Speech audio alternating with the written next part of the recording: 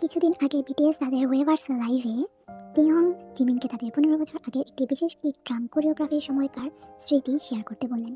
Jimin তখন আর্মিদের জানালেন সেই সময়টা তার জীবনের সবচেয়ে অনিশ্চিত সময়ের একটি ছিল, কারণ তাদেরকে বলা হয়েছিল পুরো কোরিওগ্রাফি নিজেদের ভাবে সাজাতে। আর এই কাজের চাপের কারণে জিমিন প্রায় কোম্পানি থেকে বাদ পড়তেই বসেছিলেন। জিমিন ছিলেন বিটিএস এর সেই সদস্য যিনি ট্রেইনি হিসেবে যোগ দিয়েছিলেন।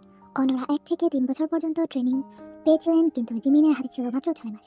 এত কম সময়ে নিজেকে প্রমাণ করার জন্য তাকে কঠোর পরিশ্রম করতে হয়েছিল। তিনি একবার বলেছিলেন, ট্রেনিতে থাকাকালীন প্রায় 8 থেকে 9 বার গ্রুপ থেকে বাদ দেওয়ার কথা উঠে এসেছিল। এমনকি ডেবিউয়ের ঠিক আগের দিন পর্যন্তও তার দলে থাকার বিষয়ে অনিশ্চয়তা ছিল। জিমিন তখন থেকে মডার্ন ড্যান্সে পারদর্শী ছিলেন, কিন্তু পপ গ্রুপের হিপ হপ বা শার্প কোরিওগ্রাফির সঙ্গে মানিয়ে নিতে শুরুতে কষ্ট হয়েছিল। এই স্টাইলের চ্যালেঞ্জের কারণে অনেকেই তার সক্ষমতা নিয়ে সন্দেহ করেছিলেন, তবে গ্রুপের অন্যান্য সদস্য, বিশেষ করে জেহব আর এম, জিমিনকে রাখার উৎসাহ দিয়েছিলেন। তারা দেখেছিলেন জিমিনের পরিশ্রম ও নিষ্ঠা দলের জন্য অপরিহার্য।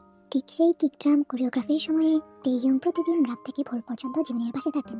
প্রতিটি মুভ ঠিক করতে সে জিমিনকে সাহায্য করতেন, মাঝে মাঝে মজা করে জিজ্ঞেস করতেন এটা আবার কি ধরনের কোরিওগ্রাফি, এবং সেই মুহূর্তগুলো এরকম হাসি ও উষ্ণতায় ভরা ছিল।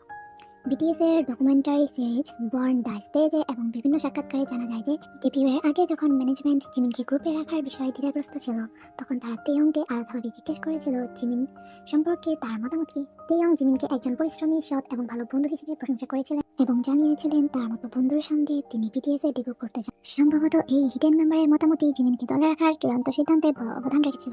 এরপর তাদের বন্ধুত্ব আরও গভীর হলো, আর এই বন্ধুত্বের অনুভূতি পরে তাদের ফ্রেন্ডস গানে ফুটে ওঠে, যেখানে লিরিক্সে আছে One day when this chair dies down, stay, yes, you are my soulmate.